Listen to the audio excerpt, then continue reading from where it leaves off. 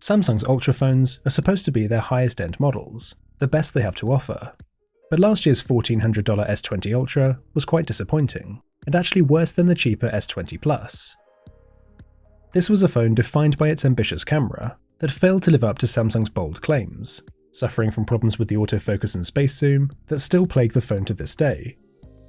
International fans were also left feeling cheated by the huge mismatch between the Snapdragon and Exynos models of the phone, with the US version offering a much more powerful and capable device that was marketed as the exact same phone. But this year, Samsung looks to correct these issues with the S21 Ultra, which arrives with new processors, new cameras, and a big price reduction too. This video will explore everything that's new with Samsung's latest smartphone, how it compares to last year's model and the other S21 phones, and whether or not it's worth upgrading to. Let's take a look.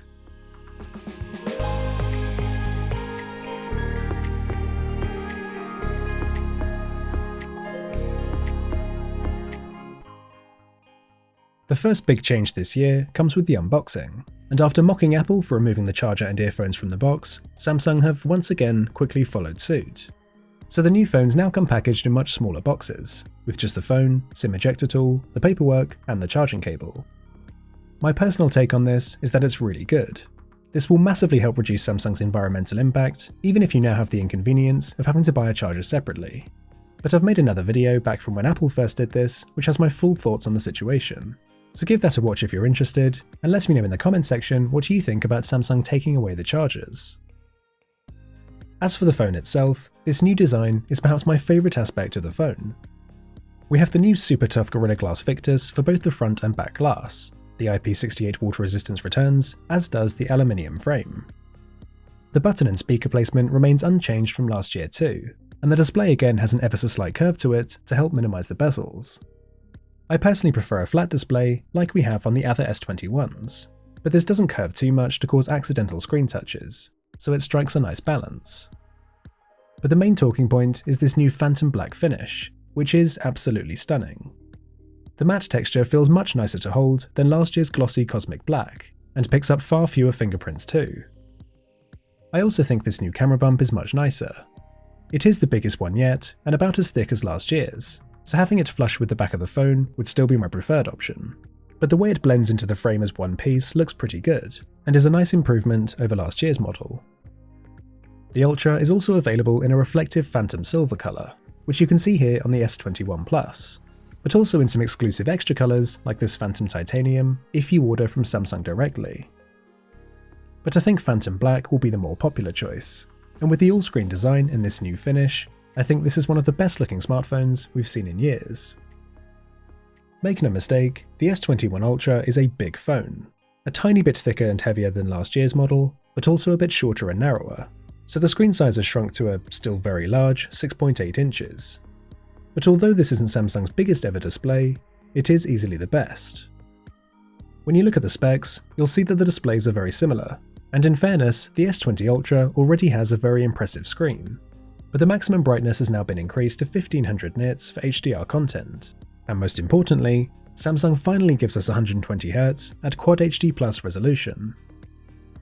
Until now, enabling the high refresh rate meant dropping down to 1080p, but the S21 Ultra gives you that super smooth scrolling at the maximum resolution, something no other Samsung phone can do.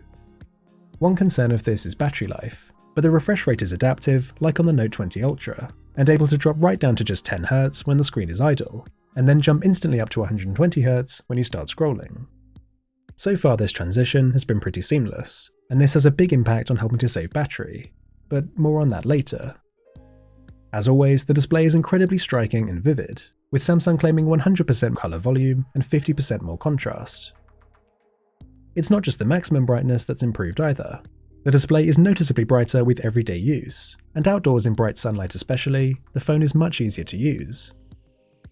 I really like the new Eye Comfort Shield feature too, which is sort of like a more advanced version of the blue light filter on the S20 Ultra. It just seems to adjust the colour temperature in a more natural way, and gives you a more comfortable screen experience as you transition from day to night. This display is simply stunning, the best on any smartphone, in fact, and as a media consumption device, it doesn't come much better than the S21 Ultra. I think the speakers even sound a bit better too. They're about as loud as on last year's phone, but they don't distort as much at max volume, so they sound pretty good. Underneath the display, we have a new larger fingerprint sensor too, and unlocking the phone is easier than ever before.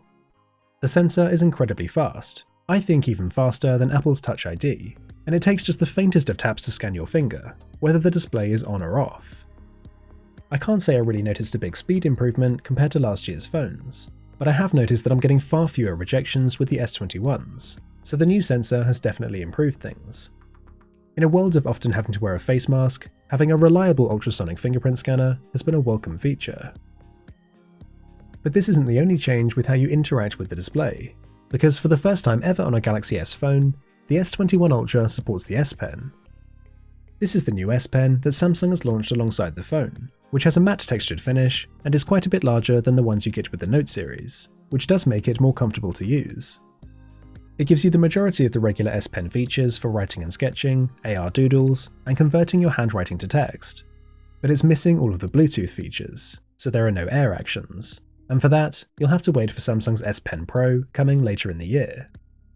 The new S Pen is sold separately for $40 and works exclusively with the S21 Ultra, but to carry this around with the phone, you'll need to buy one of the bulky Samsung or third-party cases that can hold it, which aren't ideal. It's clearly not as compact as with the Galaxy Note phones, but if you just want the S Pen functionality occasionally, perhaps as something you leave at home on your desk, you might find this addition useful. This closes the ever-shrinking gap between the Galaxy S and Note series, to the point where the Note series is now almost redundant.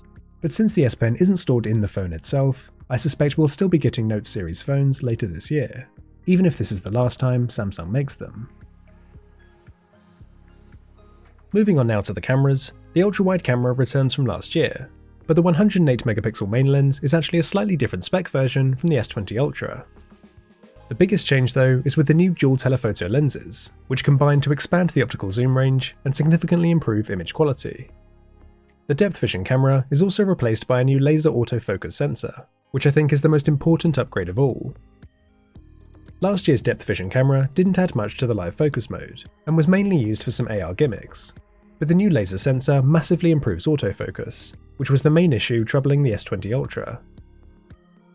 For the majority of photos, the S21 Ultra offered sharper images with a higher saturation. Last year, Samsung moved towards more natural and flatter colours, closer to what the iPhone gives you. But it now seems as though they've gone back to a higher contrast and more processed look, so images are often more striking now, but also not quite as colour accurate or realistic. You might be able to see there's a bit of a magenta hue with the S21 Ultra photos, and skin tones especially aren't quite as natural as with the S20 Ultra. Sometimes you'll see the reverse though, and actually it's the S20 Ultra with the more vibrant and saturated images, so this isn't always a consistent change. What was more consistent was the S20 Ultra giving brighter images, as you can see here for instance. It seems as though the S21 is lowering the black levels to create more contrast, but I often found that highlights were also much darker and far less prominent. I'm certainly not seeing the 3 times more dynamic range than the S20 that Samsung are claiming, and for me HDR has been a bit inconsistent. By far the biggest improvement though is with the autofocus, and the S21 Ultra is much faster to focus on close-up subjects without the hunting issues that affect last year's phone, so the new laser AF sensor seems to have really helped.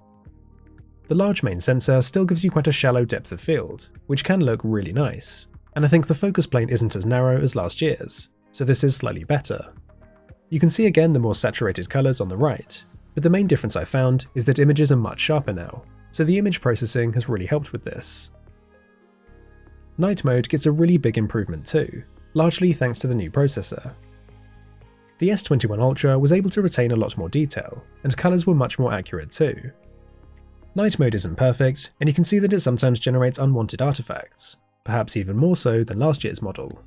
But Samsung's night mode is still one of the best on any smartphone, and the S21 Ultra especially performs really well in even the most severe low-light conditions. But again, it's the autofocus improvements that are the most useful upgrade. The S20 Ultra's focus hunting issues are at their worst in low light, but the new laser sensor on the S21 Ultra fixes this issue, so night mode shots are much easier, faster to capture, and result in much higher quality images. The front camera specs are the same as last year, but selfies have massively improved all round. They're much sharper, have more accurate colours, and the autofocus was much better too. The majority of the S20 Ultra selfies completely missed the subject and focused on the background, so autofocus remains a big issue for the older model. Like last year, there's a higher resolution mode to utilise the full 40 megapixels of the front camera. But like the high-res mode on the main lens, you still have to crop in extremely close to actually see the difference in resolution, so it's not usually worth a larger file size and slower capture time. Samsung keeps up its annoying tradition of making you disable all of the beauty mode settings first, but one nice addition this year is the option to choose between bright and natural skin tones. They've also finally renamed live focus mode to the more sensible portrait mode. The S20 Ultra again really struggled with the autofocus, but even the in-focus shots were nowhere near as sharp and detailed as the S21 Ultra. The actual portrait effect wasn't much better though, and sometimes the phone struggled to separate the background from the subject. Strangely, the front-facing video quality actually seems worse with the new S21 Ultra. The image wasn't nearly as sharp, and the colours were much more washed out, so this was surprising and a bit disappointing. Video on the rear cameras was much better though, some of the best we've seen from an Android phone. The quality was pretty similar to last year, but the colours seemed a lot richer with the new S21 Ultra, so video does look better now. The 8K recording is still very unstable and choppy though, and the autofocus struggles even with the new laser AF sensor. It remains impressive that a phone can record 8K video at all, and if you limit recording to still subjects, you get much better results. But it's also still pretty useless to record in 8K. There are very few 8K displays to watch it back on. The quality isn't nearly as good as 4K, even though the resolution is higher, and it takes up massive amounts of storage on the phone, so it's still not a feature I'll be using. New this year is Director's View mode, which records from the selfie camera alongside the rear cameras. This shows off the power of the new processor, letting you freely switch between the rear lenses as you record, so this may be an excellent feature for vloggers. Also new this year is macro mode, so now as you approach an object, the phone can automatically switch over to the ultra-wide lens to help you get a super close-up shot.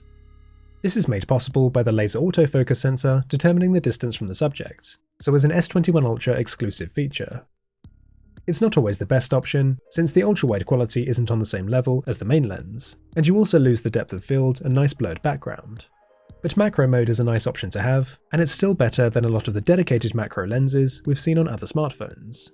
Yes, OnePlus, I'm talking about you. But it's the zoom performance where you'll notice a much bigger camera improvement. If you look at these images taken at 3x zoom, the S21 Ultra is zooming optically on one of the new lenses, whereas the S20 Ultra is having to crop on the main sensor and zoom digitally, which results in a loss of detail and sharpness. If we switch over to 10x zoom, now both phones are using telephoto lenses, and there's much less of an image quality difference. There is more contrast on the right, and the S21 Ultra photo is still slightly better quality. But you can see how the new dual telephoto system can make a significant improvement to image quality in that lower 1 to 10x zoom range. So that's really the biggest change, but the telephoto lens quality was also just better overall, usually giving much sharper and brighter photos with more striking colours. Space zoom is improved too, and the 30 and 100 times zoom quality is now much better, even though I still think 100x is never really that useful. Occasionally, I did find the sharpening overcompensated and ended up creating noise, so some photos on the S20 Ultra actually looked a lot better. There's a new zoom lock feature which tries to identify your subject and then lock the focus and stability onto that subject. Trying to take a photo at 100 times zoom with steady hands can be a tough ask, so zoom lock helps a lot with this. The only annoyance is when it misidentifies the subject, or you want to make slight adjustments to the framing, and you'll find yourself fighting against zoom lock to get the shot. But overall, it's a nice new feature. I think the camera performance in general has seen a big improvement, but we've also seen that image quality is often quite similar, and occasionally better, in the S20 Ultra. Perhaps most importantly though, the autofocus issues are fixed this year, so the user experience has massively improved, and focusing, night mode and the zoom performance are all much better this year. Even to this day, Samsung couldn't find a way to fix the S20 Ultra's issues through software, so for me, getting the new S21 Ultra is a no-brainer if camera performance is important to you. I think dynamic range and colour accuracy still keep Samsung behind the iPhone and Pixel, but certainly the zoom performance is the best I've seen on a smartphone so far, and factoring in versatility, this is the best smartphone camera on Android right now.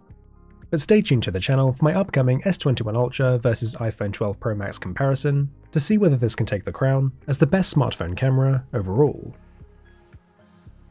Moving on now to performance, the S21 Ultra gets Samsung's first 5nm processors in the Snapdragon 888 or the Exynos 2100. They're promising 2 times faster AI, a 20% faster CPU, and a 35% faster GPU.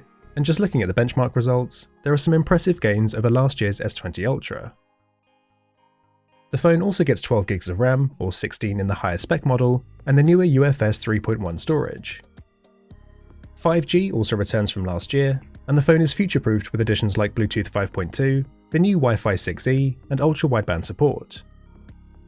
You can actually benefit from this straight away with devices like Samsung's new smart tags, which you can attach to items like your keys and use your phone to track them.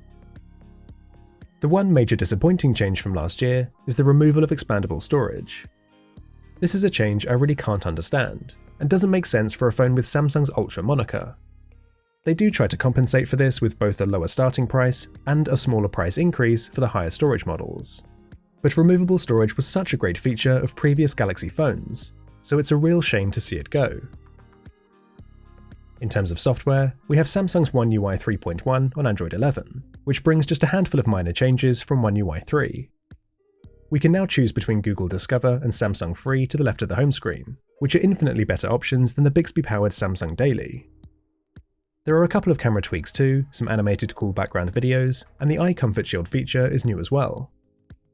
But most of the major updates came as part of One UI 3, which were largely aesthetic changes like notifications grouping and media volume sliders. Samsung's One UI skin isn't the cleanest available, but it's certainly one of the most feature-packed, with settings and features for just about anything you'd want. One UI 3 is also available on last year's phones though, and the 3.1 updates are on their way very soon, so there are no big differences between phones here. The speed and fluidity this phone offers has simply made it a joy to use, and there won't be many tasks you can throw at this thing that it won't be able to handle. It breezes through intensive applications like video editing and high-performance gaming, but I would say that under normal use, you might not notice the speed boost compared to last year. However, you certainly will notice how much longer the phone lets you run these intensive tasks for, because the battery life is fantastic. We have the same 5000 mAh battery inside, but thanks to improvements in the refresh rate and the efficiency of the new processor, you can now stretch this much further. I was comfortably reaching 10 hours of screen on time, and even got up to crazy numbers like 16 hours during testing as I tried to push the phone to its limits. Essentially, you'll struggle to kill this thing in one day, even under heavy use, so battery life has been a noticeable improvement from last year, and is perhaps the single best reason to get the Ultra over the other S21s. Charging is a little bit different in that it takes around 10 minutes longer, and also that 25 watts is the maximum for charging rather than 45. There isn't really much of a difference in speed going from 25 to 45 watts anyway though, and you needed to buy these chargers separately, although you may find yourself needing to buy a charger anyway, since these no longer come in the box of course. Still, charging is super fast again this year, and very versatile with options like wireless and reverse wireless charging too. As a final point on performance, I want to touch quickly on the issue of Snapdragon versus Exynos phones, because as we all know, last year's S20 Ultras had a huge performance gap between the two variants, so those who live in the US got a much better deal. But it seems as though Samsung has worked hard to bring the standard of the Exynos 2100 much closer to the Snapdragon 888, and many performance tests are now showing the two chips as neck and neck. There's no longer a huge difference in speed, graphics, or battery life, so it's much fairer for consumers this year. Some reviewers have noted that the Snapdragon models still pull ahead for things like sustained workloads and image processing, whilst others have found the Exynos version comes out slightly on top.